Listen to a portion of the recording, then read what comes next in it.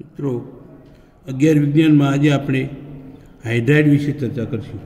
Hydride संयोजनों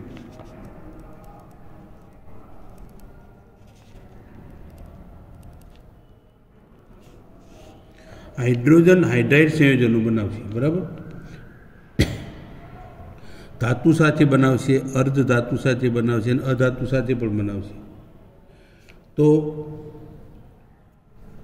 जो निश्चित प्रक्रिया परिस्थिति होय तो हाइड्रोजन वायु जे छे ए उमदा वायु तत्वों सिवाय एटले के उमदा वायु तत्वों एटले के helium, neon, argon, krypton, xenon सिवाय बधा तत्वों साथे जोड़ाईने द्विअंगी एटले के हाइड्रोजन अने तत्व बीजू एम द्विअंगी हाइड्राइड बनावशे।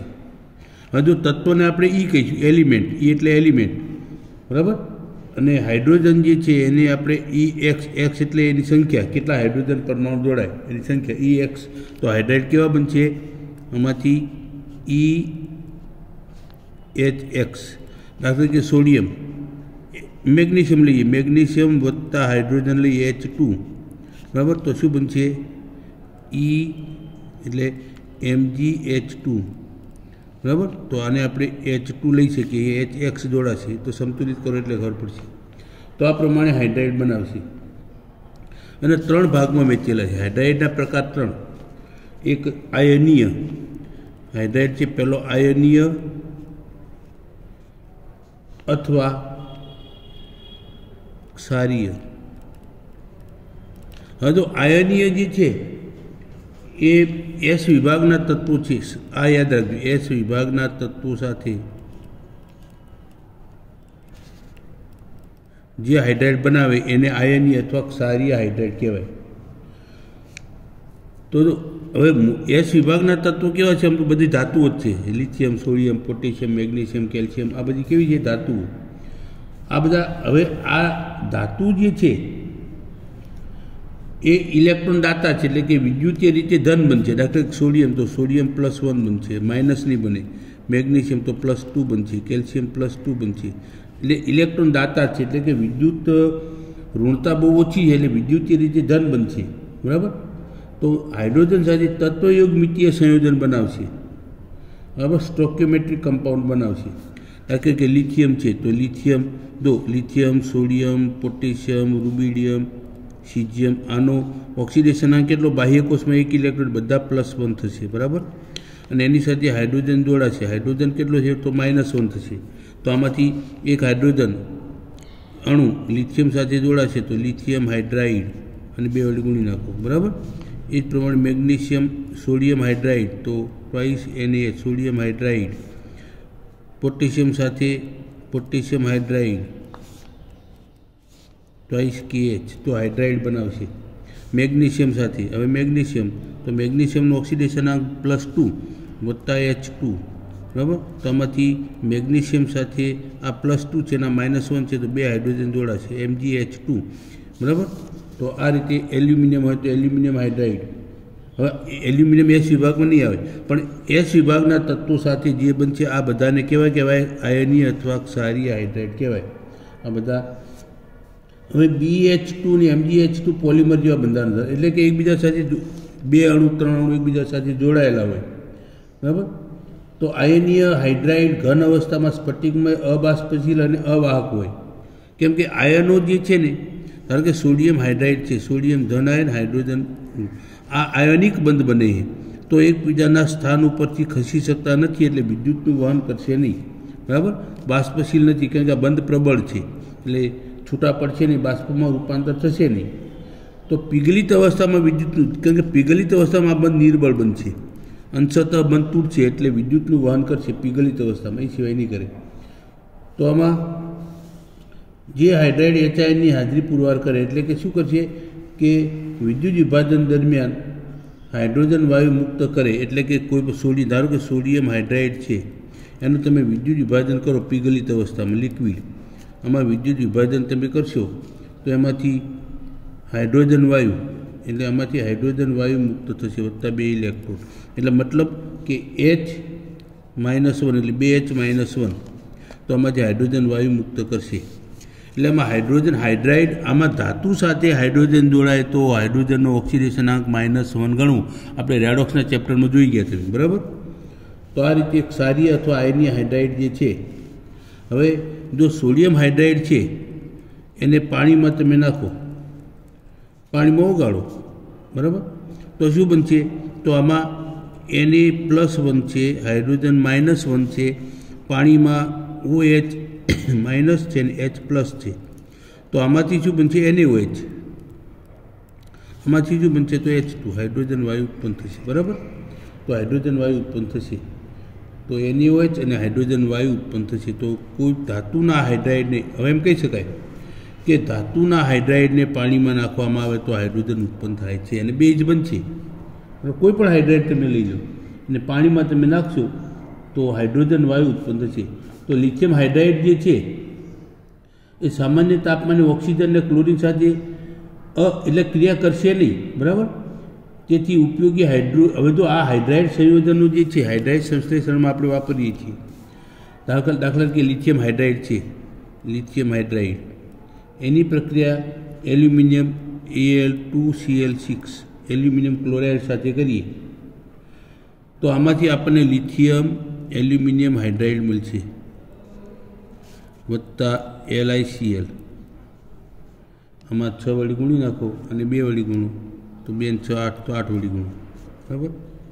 તો લિથિયમ હાઇડ્રાઇડ છે એની એલ્યુમિનિયમ ક્લોરાઇડ સાથે પ્રક્રિયા કરીએ તો લિથિયમ એલ્યુમિનિયમ હાઇડ્રાઇડ આનું નામ, જેને આપણે કાર્બનિક રસાયણમાં બહુ બહોળા પ્રમાણમાં ઉપયોગ કરશું. બીજો છે લિથિયમ હાઇડ્રાઇડની પ્રક્રિયા બોરોન હાઇડ્રાઇડ સાથે B2H6 સાથે કરીએ તો લિથિયમ બોરોહાઇડ્રાઇડ, બરાબર, એલ્યુમિનિયમના બદલે બોરોન અને વત્તા એમાં પ્લસ કાંઈ નહીં મળે, બરાબર, બોરોન વપરાઈ ગયા બધાય.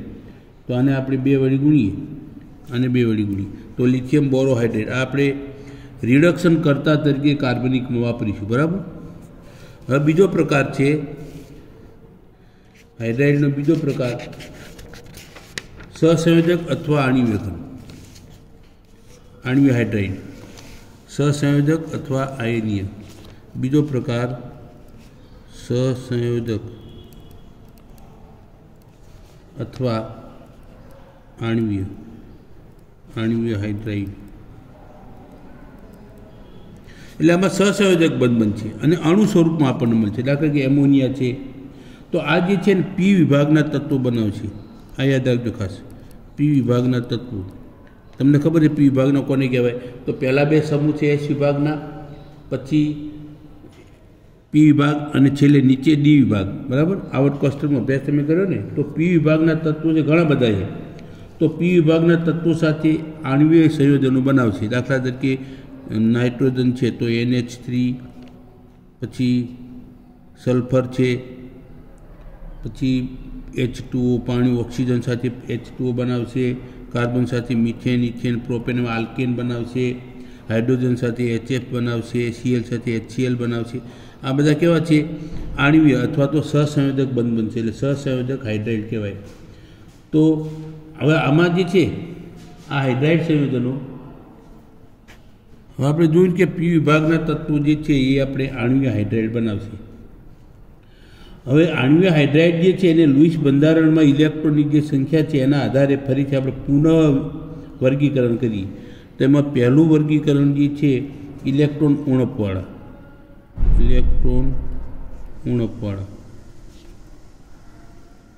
હાઇડ્રાઇડ. ઉણપ એટલે ઘટ, ઓછા ઘટ એમ, બરાબર. ઇલેક્ટ્રોન ઉણપવાળા. હવે ઇલેક્ટ્રોન ઉણપવાળા કોને કહેવાય? ધારો કે આપણે બોરોન લઈએ, તો બોરોનની ઇલેક્ટ્રોન રચના તમે જુઓ તો બોરોનનો પરમાણુ ક્રમાંક કયો?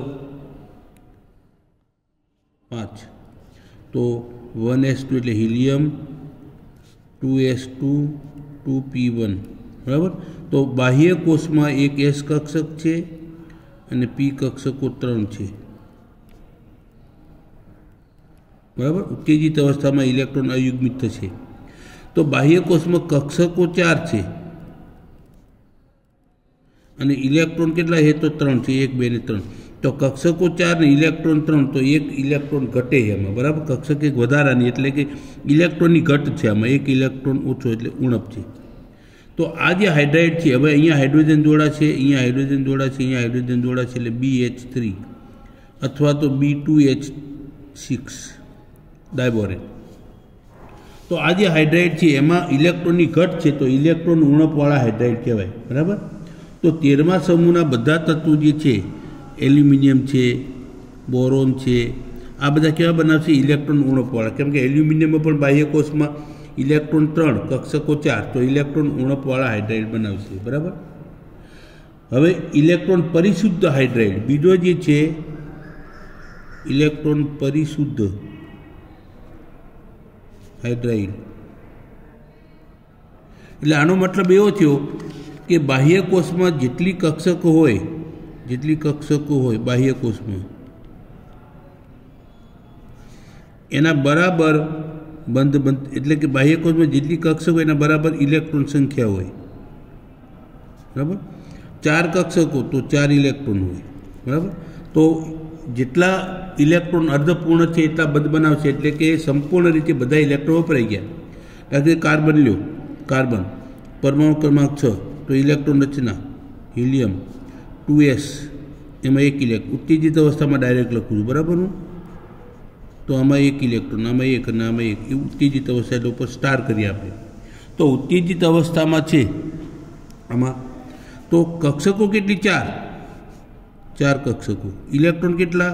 તો 4 કક્ષકો 4 ઇલેક્ટ્રોન. તો આ કેવા છે? ઇલેક્ટ્રોન પરિશુદ્ધ. આ જે હાઇડ્રાઇડ બનશે હવે, એટલે કે કાર્બન સાથે 4 હાઇડ્રોજન જોડાશે, 4 કક્ષકો 4 ઇલેક્ટ્રોન 4 હાઇડ્રોજન જોડાણા, તો આ ઇલેક્ટ્રોન પરિશુદ્ધ હાઇડ્રાઇડ કહેવાય, બરાબર. આ બીજો પ્રકાર.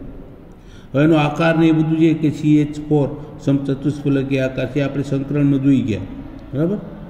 હવે ઇલેક્ટ્રોન ધનિક હાઇડ્રાઇડ ત્રીજો પ્રકાર જે છે, ત્રીજો પ્રકાર ફરીથી વર્ગીકરણ કર્યું ને આપણે, પુનઃ વર્ગીકરણ. ઇલેક્ટ્રોન ધનિક હાઇડ્રાઇડ,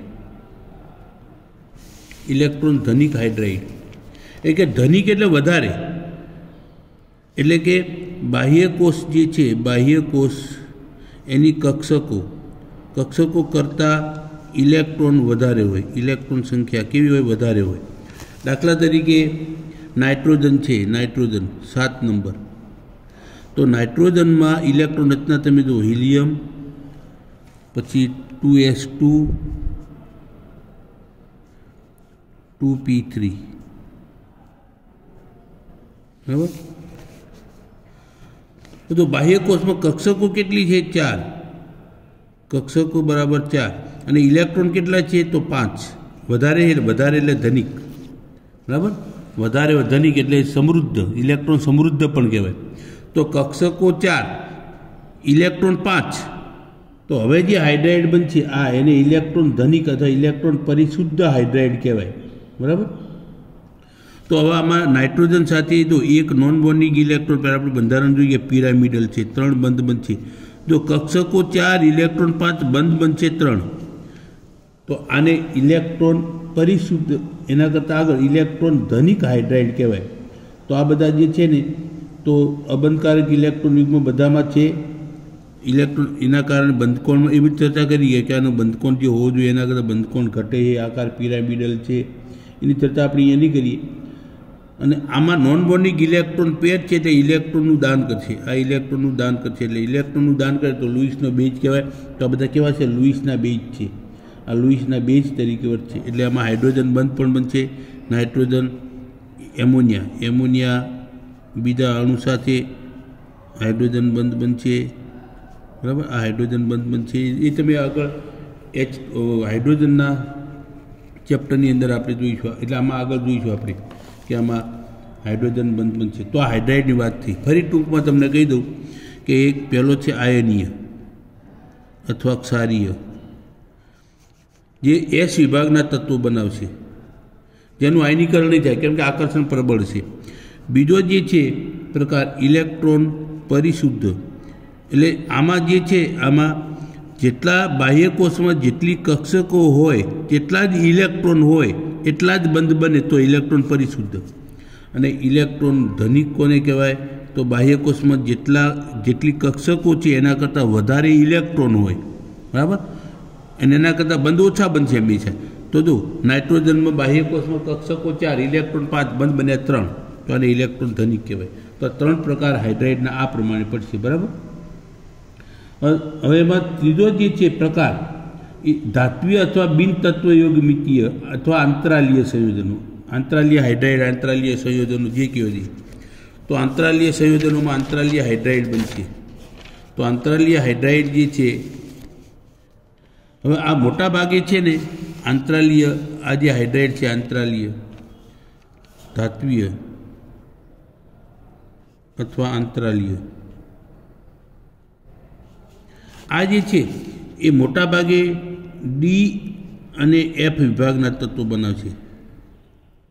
જેમ આપણે જોયું ને કે પહેલો પ્રકાર જે આપણે જોયો, પહેલો પ્રકાર કયો હતો? આયનીય, તો એસ વિભાગના તત્વો, સહસંયોજક તો પી વિભાગના તત્વો, અને ધાત્વીય અથવા નોન સ્ટોક્યોમેટ્રિક કમ્પાઉન્ડ, જેને અંગ્રેજીમાં કહેવાય નોન સ્ટોક્યોમેટ્રિક કમ્પાઉન્ડ, એ કોણ બનાવશે? તો ડી અને એફ વિભાગના તત્વો બનાવશે. એટલે કે સંક્રાંતિ તત્વો અને આંતર સંક્રાંતિ તત્વો બનાવશે. હવે પહેલાં તો આંતરાલીય એટલે શું તમને કહી દઉં. આંતરાલીય કોને કહેવાય? ધારો કે એફી છે, એફી ડી વિભાગનું તત્વ છે, બરાબર, એફી.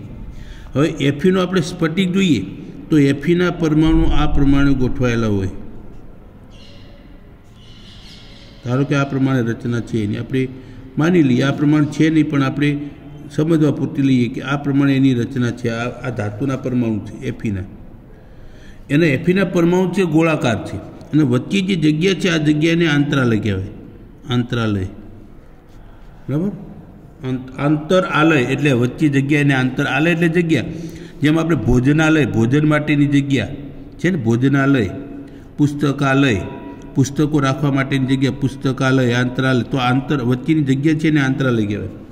તો હાઇડ્રોજન જે છે એનું કદ નાનું છે, વિદ્યુત ઋણતા વધારે છે ધાતુ કરતાં, બરાબર, વિદ્યુત ઋણતા વધારે, બરાબર, અને અધાતુ છે હાઇડ્રોજન.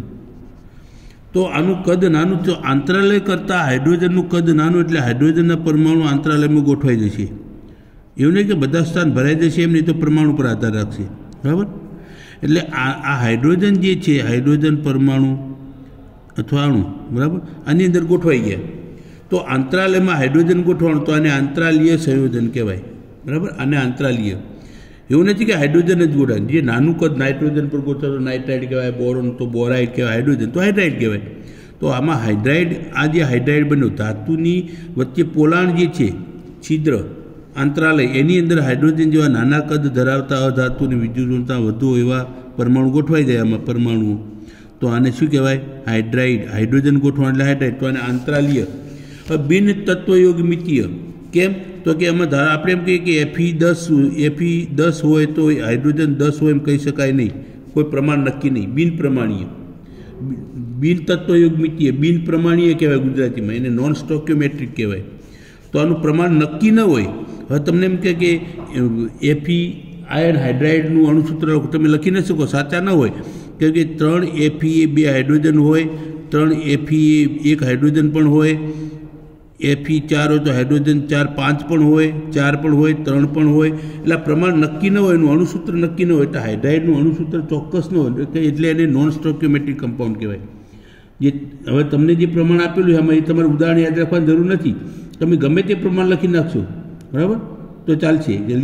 લિથિયમને LaH2 લેન્થિયમ LaH2 લખશો તોય ચાલશે, La2H3 લખશો તોય ચાલશે. કેમ કે આનું કોઈ ચોક્કસ સૂત્ર ન હોય, એટલે આના સૂત્રો તમારે યાદ નહીં રાખવાના. તો બિન પ્રમાણ સંયોજન છે એટલે આમાં નિશ્ચિત સંરચનાનો નિયમ પડાતો જ નથી કે આટલા હાઇડ્રોજન હોય તો આટલા એફી સાથે જોડાય, એવો નિયમ પડાતો નથી આમાં. એટલે એને નોન સ્ટોક્યોમેટ્રિક કમ્પાઉન્ડ કહેવાય, જે બિન તત્વયોગમિતીય. આપણે કેમ લખીએ કે સોડિયમ ક્લોરાઇડ, તો એક સોડિયમ 1 ક્લોરીન જ હોય, પછી 2 ન હોય. જ્યારે આમાં 3 એફી 2 હાઇડ્રોજન હોય, 1 એફી 3 હાઇડ્રોજન, કેમ કે મોટું હોય તો આમાં 2-3 ભેગા ગોઠવાઈ શકે છે. એટલે આમાં બિન તત્વયોગમિતીય સંયોજનો કહેવાય, બરાબર. તો આ હાઇડ્રાઇડની વાત આપણે કરી, બરાબર. તો હવે આગળનો આપણો મુદ્દો છે પાણી.